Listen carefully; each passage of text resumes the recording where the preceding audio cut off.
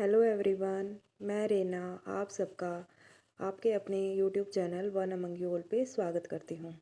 कैसे हो आप सब? I hope you all are fine और अच्छे से पढ़ाई भी कर रहे होगे। तो आज का हमारा जो टॉपिक रहेगा वो रहेगा प्रिंसिपल ऑफ डेवलपमेंट। जैसे कि हमने सीडीपी का फर्स्ट चैप्टर कंप्लीट कर लिया था और हम सेकंड चैप्टर पे थे जो था चाइल्ड डेवलपमेंट। उसी का नेक्स्ट टॉपिक आज हम कंटिन्यू कर रहे हैं, प्रिंसिपल ऑफ डेवलपमेंट मीन्स विकास के सिद्धांत। तो फर्स्ट प्रिंसिपल रहेगा प्रिंसिपल ऑफ कॉन्टिन्यूटी, निरंतरता का सिद्धांत। तो निरंतरता का सिद्धांत का क्या मतलब है कि जो बाल विकास है वो एक कंटिन्यूअस प्रोसेस है, कि ये रुकने वाला प्रोसेस नहीं है, ये जीवन भर चलता ही रहता है। जैसे बाल विकास है वो जन्म से पहले ही शुरू हो जाता है। ये क्वेश्चन बहुत बार एस्टेट में पूछा जाता है कि बाल विकास कब शुरू होता है। तो कई बच्चे सोचते हैं कि जन्म से शुरू होता है, नहीं, जन्म से पहले ही शुरू हो जाता है बाल विकास। ये गर्भावस्था से ही इसकी शुरुआत हो जाती है और मृत्यु तक चलता रहता है। फिर सेकंड आता है प्रिंसिपल ऑफ इंडिविजुअल डिफरेंसेस, व्यक्तिगत भिन्नता का सिद्धांत। इसका कहने का मतलब है कि हर बच्चा एक दूसरे से अलग होता है। जैसे कोई मंद बुद्धि का होता है, कोई तेज बुद्धि का होता है और किसी में बुद्धि शून्य होती है। ठीक है, जैसे कुछ बच्चे हैं वो स्पेशल चाइल्ड होते हैं। तो हर एक व्यक्ति, हर एक जो बच्चा है वो अपने आप में भिन्न है। थर्ड आता है principle of development from general to specific, सामान्य से विशिष्ट की ओर। जब भी बच्चा मतलब पैदा होता है तो वो कैसी एक्टिविटी करेगा? ये तो है नहीं कि वो पैदा होते ही चलने लग जाएगा। पहले वो क्या करता है, लेटा रहता है, फिर वो करवट लेना सीखता है, फिर बैठना सीखता है, फिर चलने लगता है वो। तो धीरे धीरे उसमें क्या होता है, डेवलपमेंट होती है। जनरल टू स्पेसिफिक होता है, सामान्य से विशिष्ट की ओर जाता है वो। फिर आता है principle of direction of development, विकास की दिशा का सिद्धांत। तो विकास की दिशा के दो सिद्धांत होते हैं। एक होता है शेफलो-कैड्यूल, कहने का मतलब है शिरोपाद्य या फिर मस्तक अधोमुखी, मतलब सिर से पैर की ओर जो विकास होता है उसको बोलेंगे हम शेफलो-कैड्यूल। और एक होता है प्रोक्सिमो डिस्टल, हिंदी में इसके दो नाम हो जाते हैं, जैसे निकट दूरस्थ और समीप दूरस्थ। इसमें जो विकास होता है वो केंद्र से नीचे की ओर जाता है या फिर रीढ़ की हड्डी से नीचे की ओर जाएगा। तो ये क्वेश्चन डायरेक्ट कई बार पूछा जाता है, बहुत बार आता है ये स्टेट में क्वेश्चन कि सिर से पैर की ओर जो विकास की दिशा का सिद्धांत है उसका क्या नाम होता है। तो उसका क्या नाम होगा, शिरोपाद्य, या फिर इंग्लिश में हम कह देंगे इसको शेफलो-कैडल।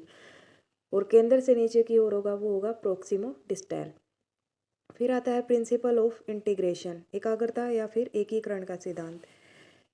इसमें क्या करेगा बच्चा, अपने बॉडी पार्ट्स का यूज करना सीखता है। जैसे वो हाथ का यूज करेगा, कोहनी का यूज करेगा, फिर हथेली का यूज करना सीखेगा, जैसे उंगलियों को हिलाएगा।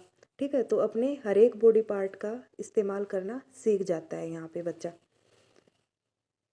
नेक्स्ट आता है हमारा प्रिंसिपल ऑफ स्पाइरल डेवलपमेंट, वर्तुलाकार विकास का सिद्धांत। कहने का मतलब है कि जो विकास होता है वो रेखीय न होके वर्तुलाकार गति से होता है। रेखीय न होके मतलब लीनियर नहीं होता। ये नहीं है कि विकास मतलब बच्चे का स्टार्टिंग से जो बिहेवियर है वही बिहेवियर उसका जीवन भर चलता रहेगा। बिहेवियर क्या है, जब जैसे जैसे बच्चा लर्निंग करता जाएगा, सीखता जाएगा, उसके बिहेवियर में चेंज होता रहेगा। तो कभी विकास है वो धीमी गति से होगा, कभी तेज गति से होगा। ठीक है, तो स्पाइरल वे में उसका जो डेवलपमेंट है बच्चे का वो चलता रहेगा, लीनियर नहीं होगा। सेवन्थ है फिर विशेष क्रम का सिद्धांत, विशेष कर्म का सिद्धांत। कहने का मतलब है कि जो बच्चे का विकास है वो एक विशेष क्रम में होता है, विशेष सीक्वेंस में होता है। जैसे भाषा सीखने के लिए भी एक क्रम होता है। पहले बच्चा क्या करेगा, बलबलाता है स्टार्टिंग में, फिर वो एकाध अक्षर कहना सीखेगा, फिर वो सेंटेंस कहना सीख जाता है, फिर वो अपनी बात को अच्छे से रखना सीख जाता है। ठीक है, तो इसके लिए टेक्निक होती है। और ये क्वेश्चन अब की बार भी आया हुआ था कि जो लिसनिंग, जैसे ये LSRW होता है, तो L से लिसनिंग होता है, S से स्पीकिंग, R से रीडिंग और W से राइटिंग। जो लिसनिंग और रीडिंग है वो रिसेप्टिव होती हैं और स्पीकिंग और राइटिंग है वो प्रोडक्टिव होती हैं। ये क्वेश्चन अब की बार एस्टेट में भी आया हुआ था, एस्टेट 2022 में। तो ये अच्छे से आपको करना है, ये बहुत बार पूछा जाता है। प्रिंसिपल ऑफ यूनिफॉर्म पैटर्न मतलब समरूपता का सिद्धांत या फिर समान प्रतिमान का सिद्धांत भी बोल देते हैं। कि इसने क्या बोला है, सभी बच्चों के विकास का तरीका, जो तरीका है इंडिविजुअल डिफरेंस तो होंगे बच्चे में कि कोई बच्चा ज़्यादा तेज होता है पढ़ाई में लगा लो, या उसके बिहेवियर में भी कई बच्चों का बिहेव अच्छा होता है, कईयों का मतलब थोड़ा नॉर्मल होता है। ठीक है, कहने का मतलब है कि उसके बिहेवियर में चेंजेस हो सकते हैं, लेकिन विकास की गति का जो तरीका है वो समान होता है। फिर नेक्स्ट पॉइंट आता है विकास अग्रसर होता है। कहने का मतलब है विकास की अवस्था कर्मिक होती है। कर्मिक का मतलब कि विकास है वो अवस्थाओं से होकर गुजरता है, मतलब स्टेजेस से होकर गुजरता है। ये नहीं है कि एक ही स्टेज आती है, नहीं, बहुत सारी स्टेजेस से होके गुजरता है विकास। तो इसलिए विकास को अग्रसर बोला जाता है in nature. Development is cumulative. Cumulative का मतलब होता है संचयी। संचयी मीन्स कि बिहेवियर है वो कई चीज़ों का मिश्रण है। ये नहीं है कि बच्चे में कोई परिवर्तन ही नहीं होता। मान लो कई बच्चे ऐसे होते हैं जो स्टार्टिंग में पढ़ाई में अच्छे नहीं होते, लेकिन जैसे जैसे वो बड़े होते जाते हैं, बड़ी क्लासेज में जाते हैं, तो उनकी जो लर्निंग पावर है वो अच्छी हो जाती है। ठीक है, तो बच्चे में परिवर्तन होता है। तो डेवलपमेंट क्या है, वो कम्युलेटिव है नेचर में। फिर नेक्स्ट आता है principle of interaction of heredity and environment. कहने का मतलब है कि जो डेवलपमेंट होता है वो हेरिडिटी और एनवायरनमेंट का मिश्रण होता है। कि जो डेवलपमेंट है वो बच्चे में कुछ गुण तो हेरिडिटी अनुवांशिक तरीके से आते हैं, जैसे माता पिता के गुण आ जाते हैं बच्चों में। ठीक है, और कुछ बच्चा एनवायरनमेंट में सोसाइटी में रह के सीखता है। ठीक है, जैसा सोसाइटी के लोगों को वो देखेगा वैसा ही उनके साथ बिहेव करेगा। और पहली शिक्षा तो परिवार से ही मिलती है बच्चे को। वो जैसे कहा जाता है ना कि जैसी संगत वैसी रंगत। तो बच्चा परिवार के कुछ गुणों को तो अब्जॉर्व करता ही करता है। तो डेवलपमेंट क्या हुआ, हेरिडिटी और एनवायरनमेंट का मिश्रण होता है। फिर आता है principle of predictability of development.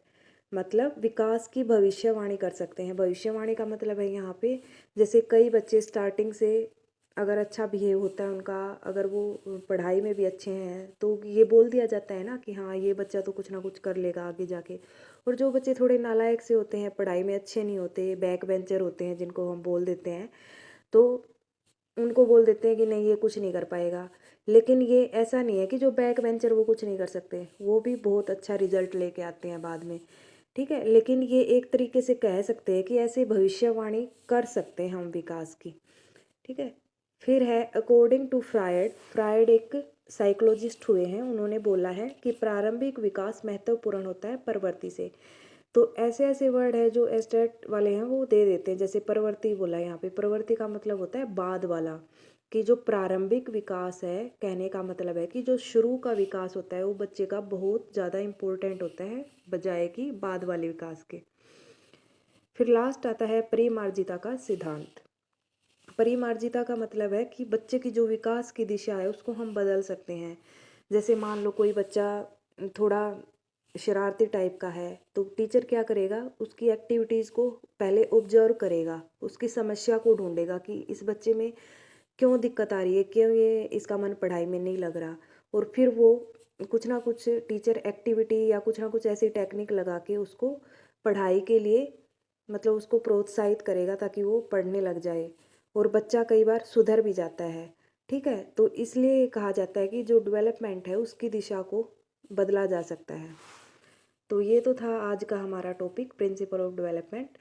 तो अगर आपको क्लास अच्छी लगी हो तो आप चैनल को सब्सक्राइब कर सकते हैं, लाइक कर सकते हैं और कमेंट कर सकते हैं। अगर आपको कोई सजेशन देना हो तो आप सजेशन भी कमेंट बॉक्स में दे सकते हो। Thank you all of you.